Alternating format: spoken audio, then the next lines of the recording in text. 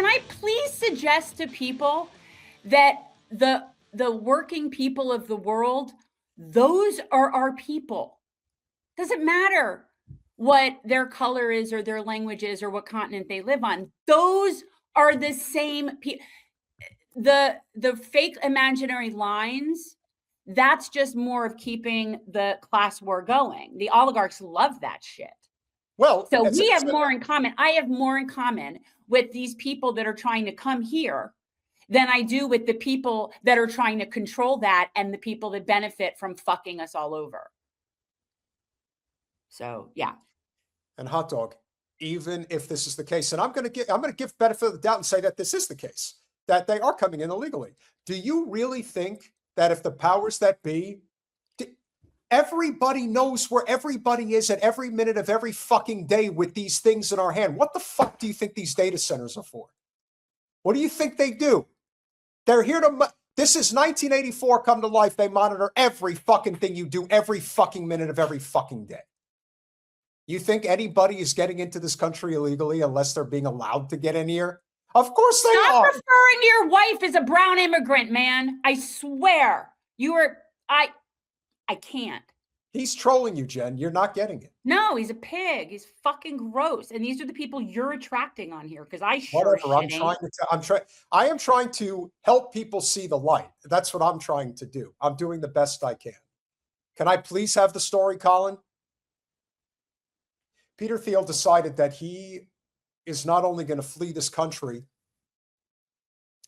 but that he is also trying to hold a conference.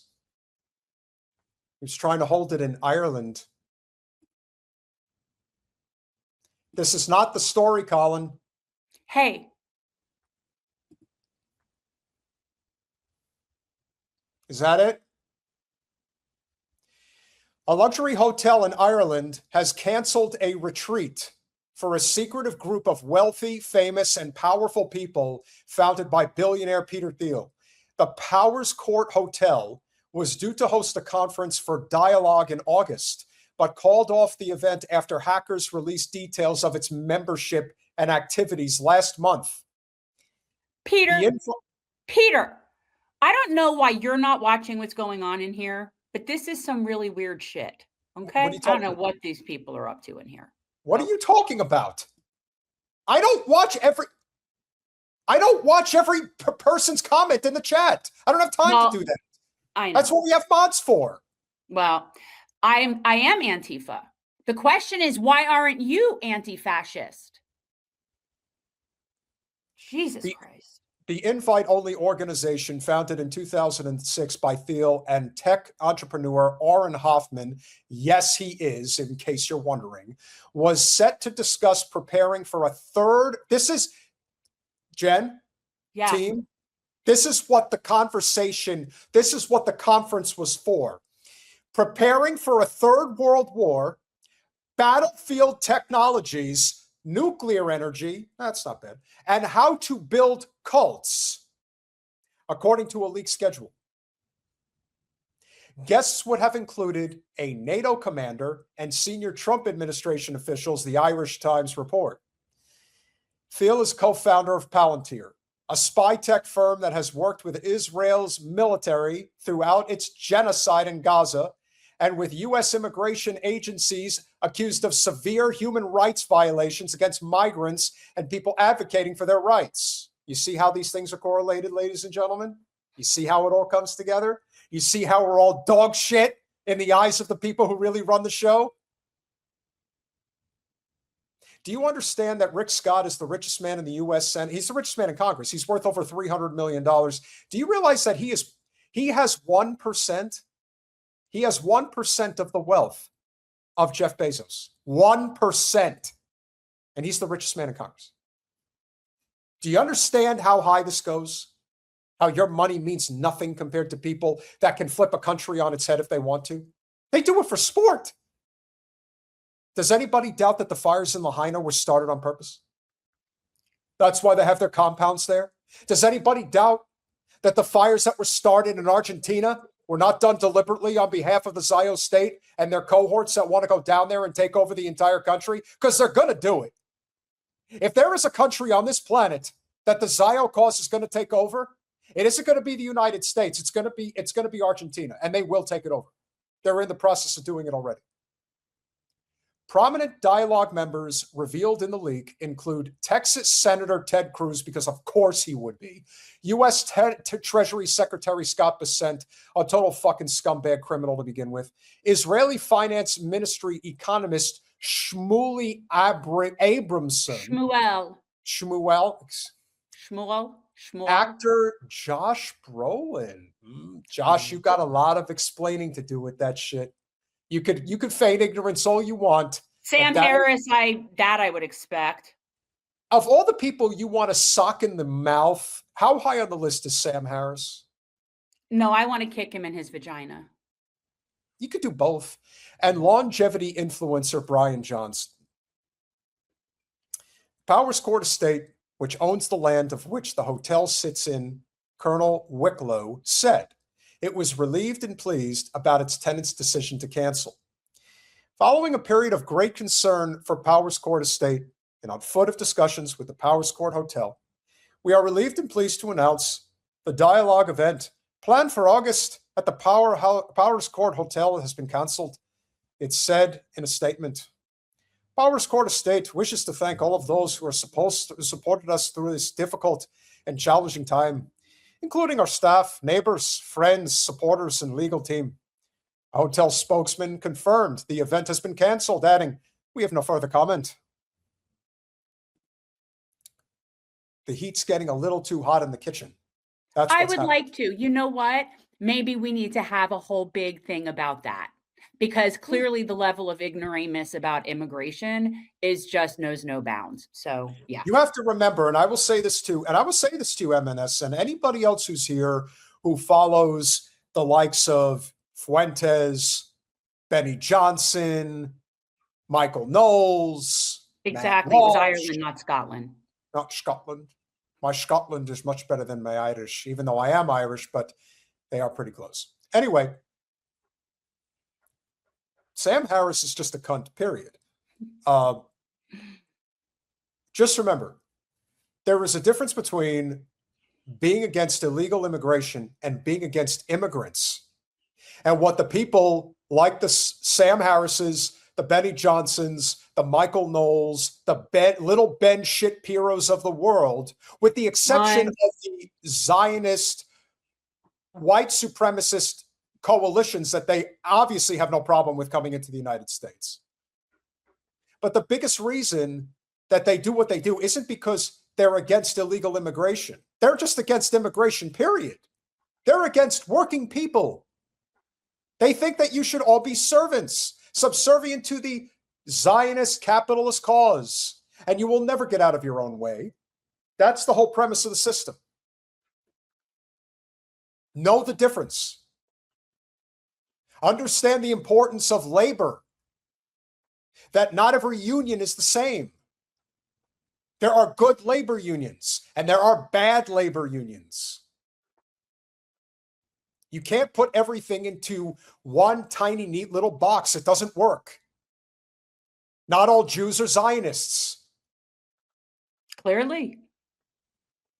As much as you may want to peg them in that box because it's easier, it's more convenient. A lot of people don't like Jewish culture. I understand that. It doesn't mean you have to be like them. Don't be like them. Be Christ-like. Be better than them. Turn the other cheek. Get them the fuck out of our business. They're not going to run our country anymore. But don't be like them. Do unto others as you would have done to you. You wouldn't want them doing it to you. Don't do it to them. I came to the realization a long time ago that I don't want to deal with anybody who is part of the Zion cause. I want to hurt them, but I know it's not the answer. It is true. An eye for an eye makes the whole world blind. You will always be looking for a target, and you'll probably always find one if you try. But in reality, we, in whatever incarnation of this movement that we are, wherever our country is going, we have to be better than them. Otherwise, we'll never get rid of them. I'm just back to the Jesus thing, because I'm so sure Jesus cared about the imaginary lines and the people on the other side of the line. I'm pretty sure that, yeah, I'm thinking I know what Jesus would do on that, on the whole immigration thing. I think that if people thought about it for a fucking second, they would know too. So it's pretty clear to me. Produce would cost more if workers were paid a living wage. But as a lot of other parts of the world have shown, they have worker co-op, mixed economy capitalism. We don't have that in the United States. We have shareholder capitalism. We don't give a shit about workers. We give a shit about shareholders. And however tight we can squeeze workers for the purpose of extracting capital to satisfy shareholders and get richer, that is the end-all be-all of the entire system. There are no exceptions. Is it possible to pay a living wage to people that work in the fields all day? There better be. And if that's not good enough, then why the hell are we not having more community gardens all over the place? It's not like we couldn't have them. It's not like people couldn't take a few hours out of their week to collectively work within their community to make sure that there's readily available fresh fruits and vegetables for everybody to have. These things are not hard. But we have embraced the worst elements of Reaganism, of neoliberalism. All of it is a reflection of why the system is breaking.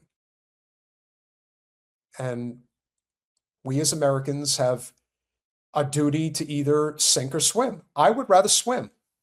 I think we can make the world over again, as Thomas Paine once said. But this world, this country that we have, constructed the way it's constructed right now, it's not going to last.